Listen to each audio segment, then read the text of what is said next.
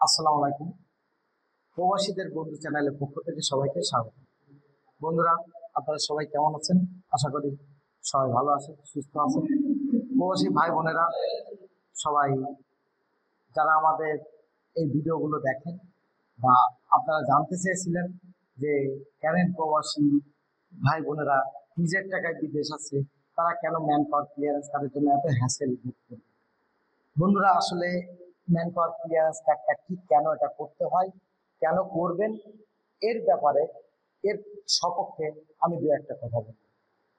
আসলে man power clearance কার্ডটা হচ্ছে বাংলাদেশ থেকে যারা বিদেশে যাচ্ছেন, যাওয়ার পূর্বে তারা ওয়ার্ক পারমিট বা ওয়ার্কিং ভিসায় যাচ্ছেন। হ্যাঁ, ভিসা অনেক ধরনের হয়। কিছু হয় ভিজিট ভিসা, আপনার ফ্যামিলি ভিসা, স্টুডেন্ট ভিসা আর এমপ্লয়মেন্ট ভিসা। এছাড়া আরো বিভিন্ন ক্যাটাগরি, বিভিন্ন কিছু থাকে, হজের ফ্লাইট থাকে, অনেক কিছু থাকে। কিন্তু মনে রাখবেন, এই একটা শ্রেণীর যারা বিদেশে যায়, বিদেশ থেকে আপনার ডলার এদেশে আনতে, তাদেরকে বলি আমরা রেমিটেন্স যোদ্ধা। বাকি সব ভিসাতে দেখা যাচ্ছে যে এদেশের টাকা ডলার রূপে অন্য দেশে রেখে আসতে যায় বা খরচ করতে যায়। সো বাংলাদেশ গভর্নমেন্ট আপনাদেরকে অন্যের থেকে একটু আলাদা চোখে দেখার জন্য বা কিছু সুযোগ সুবিধা দেওয়ার জন্য আপনাদের এই ক্লিয়ারেন্স কার্ডটা করা বাধ্যতামূলক করেছে। পাশাপাশি বিদেশে যাওয়া আসার ক্ষেত্রে বা বিদেশে অবস্থানকালে বিদেশে কাজের ক্ষেত্রে আপনারা যে বিভিন্ন সমস্যার সম্মুখীন হন, সাফার হন, এই জন্য সরকার আপনাদের জন্য 3 দিনের ট্রেনিং এর ব্যবস্থা করেছে, যেখানে আপনার যত সুযোগ সুবিধা আছে, কোনো সমস্যায় পড়লে কোথায় যাবেন, কার কাছে যাবেন, কিভাবে উত্তরণ পাবেন, এই বিষয়গুলো জানানোর জন্য এই ট্রেনিংটা বাধ্যতামূলক। এখন এই ট্রেনিংটা যদি আপনারা করেন, তাহলে অনেক বিষয় আপনারা জানবেন, যে বিষয়গুলো আগে জানতেন না, বা এই ধরনের সমস্যায় পড়লে এই ধরনের সুযোগ সুবিধা নিতে পারতেন না। সে আমি বলি, বাংলাদেশ থেকে যারা বিদেশে যান, বিদেশের মাটিতে যাওয়ার পরে আপনারা বিভিন্ন ধরনের সম্মুখীন হন, সমস্যার সম্মুখীন হন। যেমন আপনারা সাপোজ একটা লাশ এদেশে আনার জন্য একটা পরিবারকে কত সাফারার হতে হয়, তাই না? এই লাশটা আনার জন্য বাড়ির পাশে দালালকে ধরতে হয়। সেই দালাল কি করবে? আপনাকে 3-4 লাখ টাকা চার্জ করবে, যে না দিলে আমি এই লাশটা এনে দেবো না বা আনা সম্ভব না। এই সমস্যা কিন্তু আপনারা কি জানেন, এই বিএমইটি ক্লিয়ারেন্স কার্ড যদি আপনি করে যান, তাহলে যে কোনো জেলা কর্মসংস্থান ও জনশক্তি অফিস, যেটা প্রতিটা জেলায় একটা করে থাকে, এই অফিসে যদি আপনার পরিবারের কেউ যে পাসপোর্টটা নিয়ে আপনি বিদেশে গিয়েছিলেন, ওই পাসপোর্ট নিয়ে যদি অভিযোগটা দেয়, তাহলে এর ফলে কি হবে জানেন? 3 দিনের ভিতরে ওই লাশটা ওই দেশ থেকে এদেশে এনে দেবে সরকার, সম্পূর্ণ ফ্রি, কোনো টাকা লাগবে না। ইভেন এয়ারপোর্টে লাশটা আসার পরে বাংলাদেশ পুলিশ ওই লাশটাকে নিজেদের কাঁধে করে নিয়েছে, একটা লাশবাহী গাড়িতে উঠাই দেবে এবং 35,000 টাকা ইনস্ট্যান্ট এয়ারপোর্ট থেকে ওয়েজ কল্যাণের মাধ্যমে বা প্রবাসী কল্যাণ মন্ত্রণালয়ের মাধ্যমে আপনার জেলা কর্মসংস্থান ও জনশক্তি অফিসের সহযোগিতা আপনি এটা পাবেন ওই লাশটা দাফনের জন্য। এখন ঢাকা এয়ারপোর্ট থেকে লাশটা যে কোনো জেলায় যেতে 35,000 টাকা লাগে না বন্ধুরা। তারপর এটা দেওয়া হয় আপনাদের। এছাড়া ওই লাশটা দাফনের পরে 15 দিনের ভিতরে ওই পরিবারকে আরো 3 লক্ষ টাকা দেওয়া হয়, যেন ওই পরিবারটা বাণিজ্য ভেসে না যায়। এছাড়া বিভিন্ন ইন্স্যুরেন্স আছে, যেমন ড্রাগের একটা ইন্স্যুরেন্স আছে, আর সেখানে যদি আপনি 4,500 টাকা দিয়ে এদেশ থেকে একটা আপনার ইন্স্যুরেন্স করে যান, তাহলে ওই পরিবার আরো 4.5 লক্ষ টাকা পাবে। এছাড়া আরো বিভিন্ন সুযোগ সুবিধা আছে, সেগুলো যদি আপনারা নিয়ে যেয়ে থাকেন, তাহলে কিন্তু ওই টাকাগুলো আপনারা পাবেন। সব মিলায় দেখা যায় যে অনেক 15 লক্ষ টাকার মতো ওই পরিবারটা পেয়ে যায়।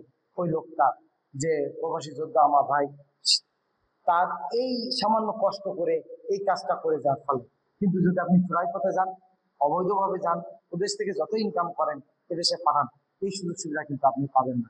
এছাড়া প্রবাসী ভাই বোনের যারা বিদেশ থাকেন, তার পরিবারে কেউ যদি অসুস্থ হয়, যেমন মা বাবা, স্বামী বা স্ত্রী অথবা ছেলে মেয়ে, ফার্স্ট ব্লাড কানেক্টেড, তারা যে ওই দেশে বসে যদি তিনি ওই যে আপনার হেল্পলাইন ডেস্ক, এই নাম্বারে যদি কল দেয়, তাহলে কিন্তু ডাক্তার সহ অ্যাম্বুলেন্স তার বাড়িতে পৌঁছে যায় ওই তার ট্রিটমেন্টের জন্য। তার মানে আপনি যে দেশে নাই, সরকার কোনোভাবে বুঝতে দেবে না যে গার্ডিয়ান এই বাড়ির নাই, এই সকল সহজ সুবিধা কিন্তু সরকার রাখছে। কিন্তু এটা কি সরকার সবার জন্য দিবে, দেওয়া সম্ভব, পসিবল না। এই জন্যই যারা রেমিটেন্স যোদ্ধা, যারা এদেশের জন্য বিদেশে যাচ্ছে, স্বামী সংসার স্ত্রী সবকিছু রেখে এদেশে ওই দেশে যে রাত দিন ইনকাম করতেছে, এদেশে পাঠাচ্ছে, এদেশের অর্থনীতি চাকা সচল রাখছে, তাদের জন্য সরকারের পক্ষে অগণিত এরকম অনেক সুযোগ সুবিধা রয়েছে। আর সেগুলো পাওয়ার জন্য আপনাদেরকে অবশ্যই এই ম্যান পাওয়ার ক্লিয়ারেন্স কার্ড নিয়ে যেতে হবে। কারণ এই কার্ডের ভিতরে আপনি কোন দেশে যাচ্ছেন, কোন কোম্পানিতে যাচ্ছেন, তার A to Z ডিটেলস থাকে। ফলে আপনাকে সহজে ট্রেস করার জন্য, খুঁজে পাওয়ার জন্য এই কার্ডটা করা বাধ্যতামূলক বা করতে হয়। ইভেন দেখেন যে আপনারা অনেকে প্রশ্ন করেন, আমি সৌদি আরবে ছিলাম, আবার সৌদি আরবে যাচ্ছি, আমাকে আবার ক্লিয়ারেন্স কার্ড করতে হবে? হ্যাঁ, যদি আপনি সেম কোম্পানিতে সেম ভিসাতে যান, অর্থাৎ ছুটিতে আসছেন, তাহলে লাগবে না। কিন্তু যদি আপনি সেম কোম্পানিতেও যাচ্ছেন, যদি অন্য কোনো ভিসা নিয়ে অথবা অন্য কোনো কোম্পানিতে যাচ্ছেন, তাহলে অবশ্যই আপনাকে আবার ক্লিয়ারেন্স কার্ড করতে হবে। কারণ আপনার পজিশন বা আপনার লোকেশন চেঞ্জ হয়েছে। তো যাই হোক, এই ছিল এই যে টপিক্সের মেন ইস্যু, যে কেন আমরা ক্লিয়ারেন্স কার্ড করবো, সম্পূর্ণ নিজেদের সুবিধাতে, নিজেদের স্বার্থে। বন্ধুরা, পাশাপাশি আমরা যখন বিদেশ যাব, তখন অবশ্যই যে পাসপোর্ট দিয়ে আমরা ক্লিয়ারেন্স কার্ড করেছি, এইটার কমপক্ষে 10টা কপি আপনারা এদেশে রেখে যাবেন।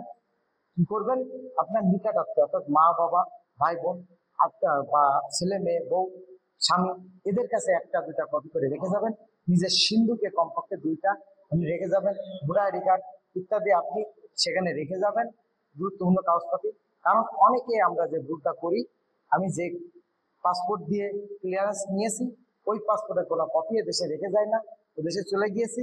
এখন মনে করেন 15-20 বছর আপনি সে দেশে রয়েছেন, কোনো কারণে 5 বছর পরে আপনার পাসপোর্টে রিনিউ করতেছেন। তো 5 বছর পরে প্রথম পাসপোর্টের মেয়াদ শেষ হয়ে গেছে, পরে আবার একটা রিনিউ করলে এই যে পাসপোর্ট নিয়ে আপনি গিয়েছিলেন, সেটা কিন্তু পূর্ববর্তী পাসপোর্টে রয়েছে। কিন্তু যখন আপনি 3 নম্বর পাসপোর্টে যাবেন, তখন পূর্ববর্তী পাসপোর্টে থাকে কিন্তু আমার 2 নম্বর পাসপোর্ট। ফলে আপনি তখন একবার দেশে আইসেন, তখন 5টা কপি রেখে গেছেন।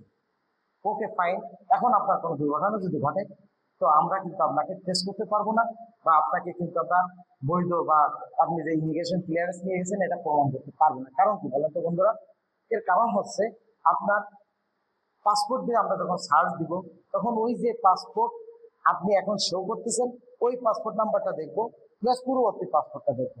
কিন্তু আপনি তো ক্লিয়ারেন্স নিয়েছেন প্রথম পাসপোর্ট, যেটা এখানে উল্লেখ নাই। তো এই ভুলটা দয়া করে কেউ করবেন না। অবশ্যই যে পাসপোর্টে ক্লিয়ারেন্স নেবেন, ওই পাসপোর্টটা অবশ্যই কয়েকটা কপি আপনি এদেশে রেখে যাবেন। তো এই ছিল আজ। সবাই ভালো থাকেন, সুস্থ থাকেন।